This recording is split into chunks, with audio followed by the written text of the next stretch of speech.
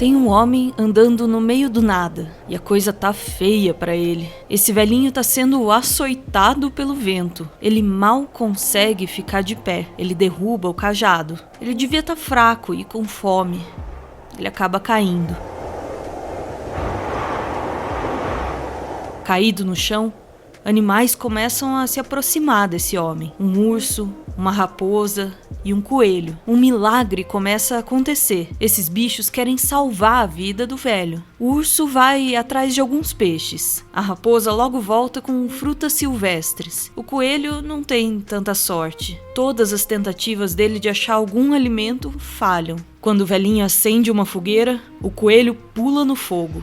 Incapaz de encontrar alimento para o velho, ele se sacrifica. Emocionado, o velho ergue o coelho aos céus, como se agradecesse o sacrifício, como se reconhecesse o milagre, como se soubesse que aquele coelho não era qualquer coelho. Desde então e para todo sempre, a imagem de um coelho pode ser reconhecida na superfície da lua.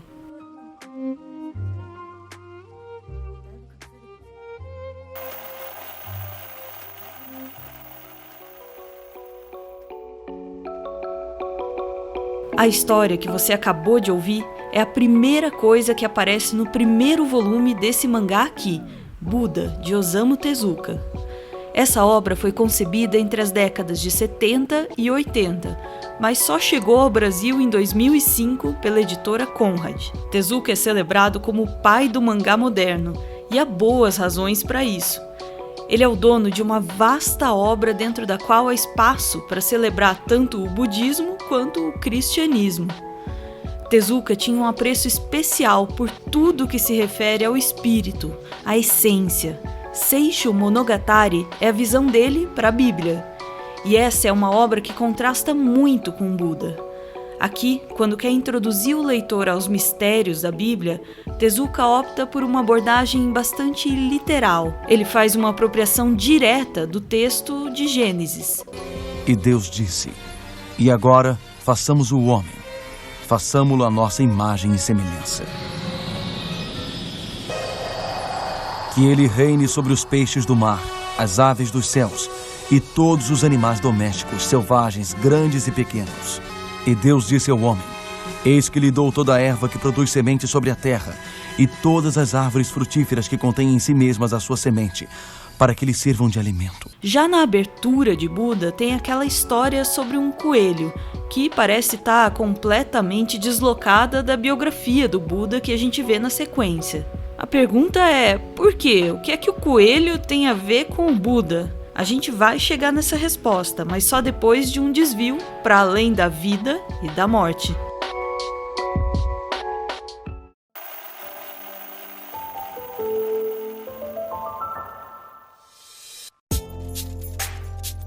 Em dado momento da vida, Siddhartha conhece Sujata. Consta que o Siddhartha era muito gato. Deve ser por isso que a Sujata se apaixonou por ele. Só que o Siddhartha está numa missão divina, tentando entender como superar todo o sofrimento desse mundo.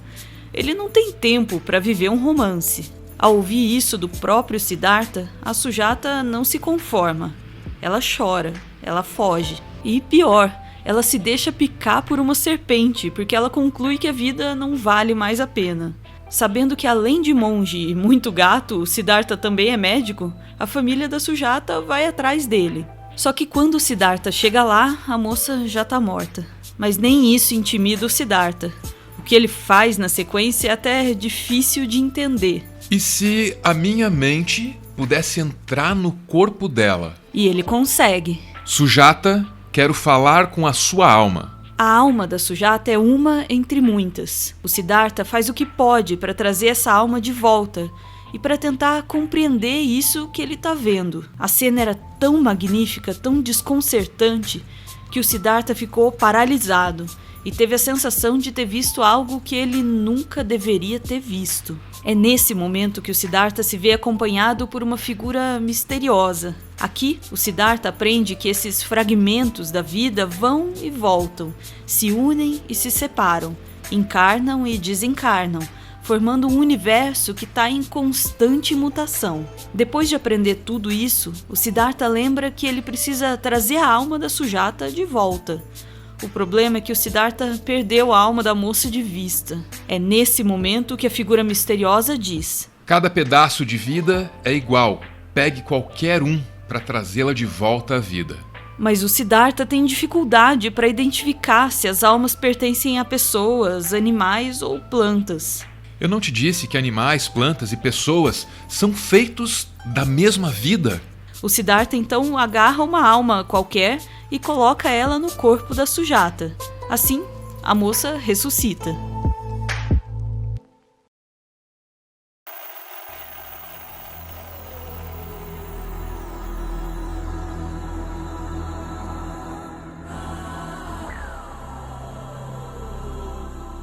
Dizem que essa foi uma das coisas mais importantes que já aconteceram em toda a história do mundo. O Siddhartha estava meditando, sentado nas raízes de uma árvore, diante de um rio. Um homem se aproxima. Esse homem, assim como todos os homens, era um sofredor.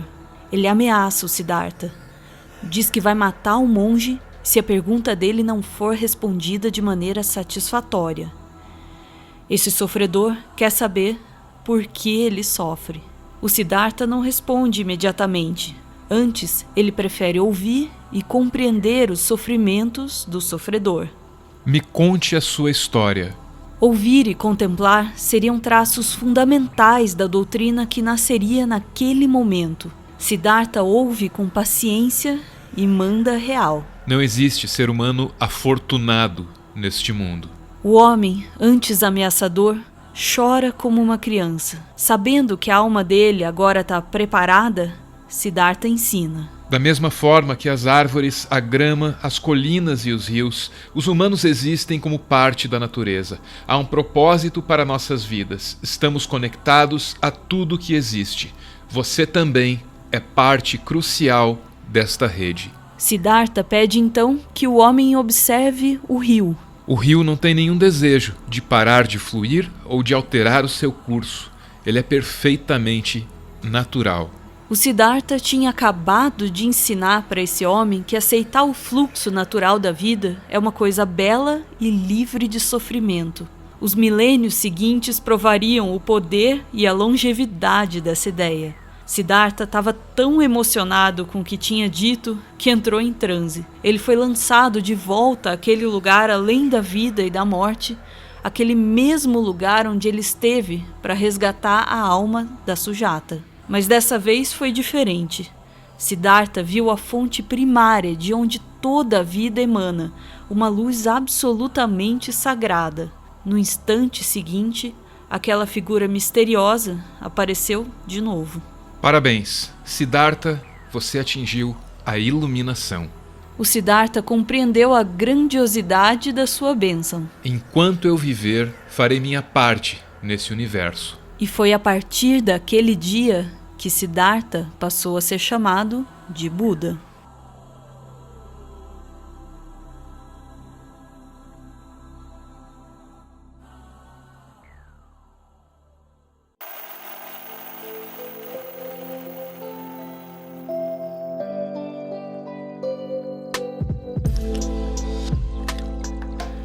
Antes de se tornar Buda, antes mesmo de ser Siddhartha, ele passou por aquele lugar além da vida e da morte muitas e muitas vezes.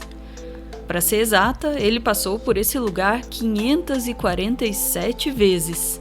No budismo, o conjunto das histórias sobre as vidas que Buda viveu antes de vir a esse mundo como o príncipe Siddhartha leva o nome de Jataka. O Jataka compreende 547 histórias sobre as 547 vidas que Buda viveu antes de ser Buda. Em uma de suas vidas, Buda teria sido um coelho, aquele mesmo coelho que se sacrificou. O coelho, ao pular na fogueira, demonstra que sabe como opera esse lugar além da vida e da morte. E essa foi a escolha de Tezuka. Ele abre a sua obra mostrando justamente os aspectos mais nobres e radicais do budismo, o sacrifício e a doação. Porque um sacrifício desse só faz sentido para quem tem a fé de que todas as vidas vêm do mesmo lugar e compõem a mesma unidade.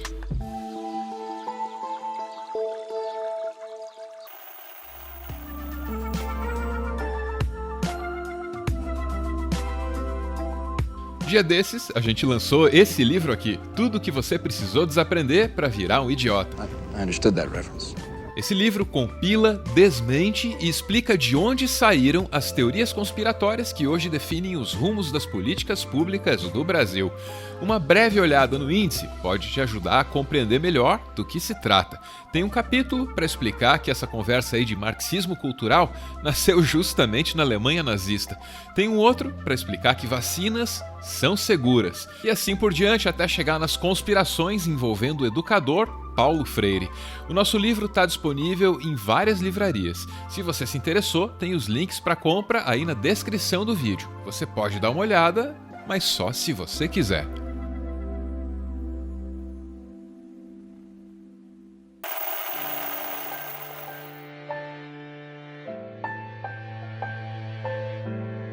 Muito obrigado por ver esse vídeo até o final. O Meteoro é mantido graças a uma campanha de financiamento coletivo. Quem participa ouve um podcast exclusivo e aparece aqui no finalzinho para receber o nosso agradecimento. Hoje, quem a gente vê aí é o Gustavo, filho do Vanderlei Sartori, que manda uma mensagem aí pro Gustavo. Diz ele: tempos atrás eu temia que o seu meio social pudesse te contaminar com ideias elitistas, tipo livre mercado, individualismo, consumismo, meritocracia, etc. Nunca fiquei tão feliz em estar errado em meu temor. Você se tornou uma pessoa massa, que se preocupa com os outros e tenho certeza que fará da sua futura profissão um instrumento para promover o bem. Te amo muito, meu filho. Um grande beijo do seu paizão. Beijo meu também. Valeu, falou!